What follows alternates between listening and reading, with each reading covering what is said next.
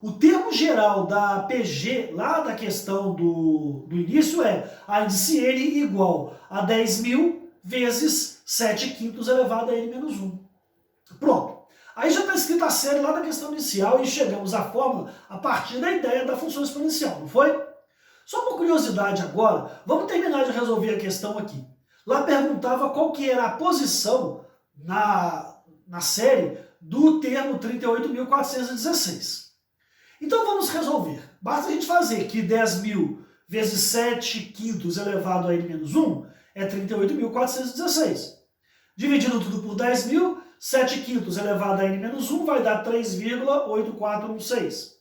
Só que 3,8416 é 7 quintos elevado a 4. Então eu tenho que n menos 1 é igual a 4, logo n é 5. E aí a gente pode afirmar que esse termo lá, o 38.416, é o quinto termo da minha progressão. Pelo que vimos, PG é um caso particular de função exponencial, onde 3 detalhes devem ser considerados. O primeiro é o fato de que o domínio tem que ser n asterisco. Em segundo lugar, o D deve ser 0 e, por fim, em relação ao C, ele sempre será 1 para que a série fique indexada corretamente. A partir daí, podemos fazer esse esquema aqui.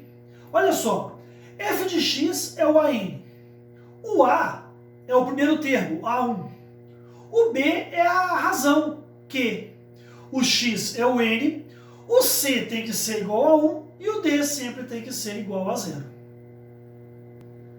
Beleza. Agora então vamos falar de juros compostos? Quando eu estava preparando essa aula, eu resolvi pesquisar no Google uma definição de juros compostos para colocar aqui. E olhem o que eu achei. Juros que atrapalham a nossa vida financeira, ou juros que atrapalham a sua vida financeira. Tá de sacanagem, né? Falar isso logo para mim, um educador financeiro? Não é bem isso que eu queria ler. Então vamos para uma definição mais formal mesmo. Juros compostos é um regime em que os juros de um período são incorporados ao capital para o cálculo dos juros nos períodos seguintes.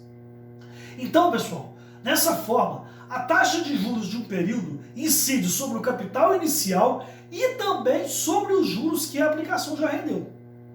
É por isso, inclusive, que essa modalidade é chamada de juros sobre juros. Tá, mas não é de definição que queremos tratar aqui. O que nos interessa aqui é a associação de juros compostos com função exponencial e com PG. Dá uma olhadinha nessa planilha aqui. Ela mostra os saldos mensais de uma conta com depósito inicial de R$1.000 e rendimento de 1% ao mês. E como esses valores foram encontrados? A partir do saldo do primeiro mês, R$1.000, calculamos 1%. 1.000 vezes 1 sobre 100 vezes 1% é igual a 10. Esse valor a gente soma ao capital. Então a gente tem o saldo do segundo período, que é 1.000 mais 10, 1.010. No final do segundo período, os juros de 1% é calculado sobre os 1.010, ou seja, sobre os juros do primeiro período e sobre o capital inicial. No final do segundo período, os juros de 1% é calculado sobre os 1.010, ou seja, os juros do primeiro período são incorporados ao capital. Inclusive, essa é a diferença para os juros simples. Em juros simples, a taxa de juros incide somente sobre o capital inicial. Então vamos calcular o saldo para o terceiro período. 1.010 vezes 1% vai dar 10,01. Então a gente soma esse 10,1 ao capital, que era 1.010, e obtém 1.020,1. Já deu para você notar que o crescimento nesse segundo período foi maior que o do primeiro. Observe, enquanto no primeiro período os juros foram de R$10, nesse segundo período os juros foram de R$10,10. Também imagino que você já tenha percebido como calcular os demais valores, não é isso? 1.020,1 vezes 1 sobre 100 vai dar 10,201. Na hora que eu somo isso aí ao capital, vai dar 1.030,301. E aí, se fizermos algumas contas de divisão, notaremos que os saldos de cada mês crescem em forma de PG. Nessa tabela aqui estão os saldos sem aqueles arredondamentos inerentes lá da escrita sobre a forma de moeda. Note que se dividirmos cada valor pelo anterior, obtemos sempre o mesmo valor.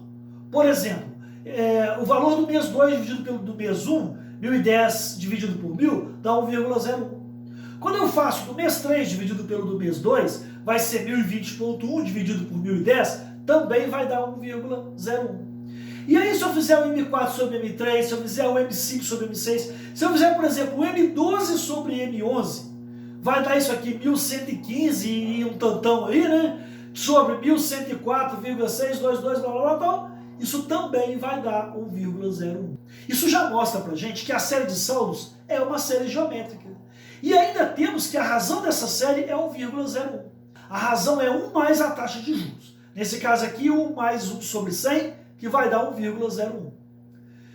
Se temos o primeiro termo de uma série geométrica, no caso 1000, e também temos a razão dessa série, nesse caso 1,01, podemos escrever o seu termo geral, como nós fizemos agora mesmo.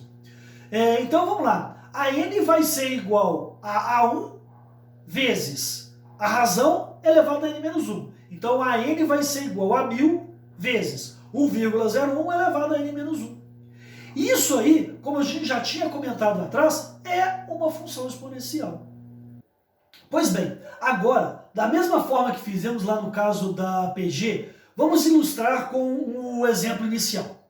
Lá perguntava por quanto tempo um capital de 10.000 deveria ficar investido a uma taxa de 40% ao ano para que rendesse um montante de 38.416. A gente pode substituir em qualquer uma dessas duas fórmulas. Vamos fazer na fórmula da PG? Na fórmula da PG, a índice n é igual a índice 1 vezes q elevado a n menos 1. Então, 38.416 vai ser igual a 10.000 vezes 1,4 elevado a n menos 1. Esse 1,4 é 1 mais a taxa de 40%, tá? 1 mais 40% vai ser 1 mais 0,4, que dá 1,4. Entendeu? Então vamos seguir.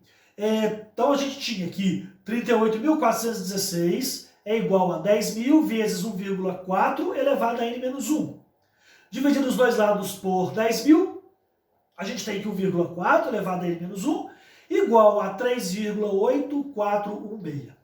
Acontece que 3,8416 é 1,4 elevado a 4. A gente acha isso na calculadora. Então, a gente pode concluir daqui que n menos 1 é igual a 4, logo o n vai ser 5. E aí, responderíamos que o capital deve ficar investido por um período de 5 anos. Bem, pessoal, agora, para finalizar esse vídeo, vamos fazer dois gráficos aqui e mostrar a ideia de crescimento exponencial. Vamos pegar primeiro um exemplo de uma PG e depois um exemplo de uma aplicação financeira. Primeira PG. Vamos colocar aqui uma PG com o valor inicial 5 e com razão 1,8. Olha esse gráfico. Aqui está claro o crescimento lento no início e rápido mais para frente. Essa é a característica latente do crescimento exponencial. Agora, olha uma aplicação financeira de R$500 que rende 7% ao período. Olha o gráfico. Nesse caso aqui, a função exponencial parece crescer pouco, mas temos que estar atentos para o fato de que a taxa de juros é de 7%. Se a taxa de juros é de 7%, a base ou a razão de progressão aqui é de 1,07, ou seja, o valor muito próximo de 1. Por isso que o crescimento acaba sendo bem lento. De qualquer forma, se o prazo aumentasse para 100, 200 ou mais períodos, aí aquele forte crescimento com certeza ia ser notado. Bem, pessoal, diante de tudo que foi falado aqui, eu penso que duas coisas são relevantes para a gente destacar. A primeira foi que essa aula tinha como objetivo mostrar a relação entre função exponencial, progressão geométrica e juros compostos. Essa relação, inclusive, acontece com diversos outros tópicos da matemática e também fora da matemática. Eu gosto de destacar, por exemplo, uma relação bem semelhante a essa que acontece entre função do primeiro grau, PA, a progressão aritmética, né, e juros simples. E mesmo fora da matemática, na física, por exemplo, uma curiosidade é a semelhança entre a lei de Coulomb, que trata da atração de cargas elétricas, e a lei da gravitação universal, que trata da atração entre planetas. Observe como que as fórmulas são similares. Inclusive, quando você tiver a oportunidade, converse sobre isso com o seu professor de física. O segundo ponto que eu quero destacar é quanto à característica do crescimento exponencial. Quando nos referimos a este termo, crescimento exponencial, estamos falando de algo que cresce lentamente no início e depois cresce muito mais rapidamente. Ao contrário, por exemplo, temos o crescimento linear, que é aquele crescimento que cresce sempre no mesmo ritmo. Inclusive, essas características visuais, as características de crescimento das funções, pode ser um tema de uma próxima oportunidade da gente aqui, não é verdade? Bem, agora que a gente chegou no final desse vídeo, é hora de vocês me mandarem a pergunta. A gente vai encontrar na plataforma e aí vocês já podem trazer as dúvidas e tal, beleza? Eu estou aguardando vocês. Um abraço, tchau, tchau.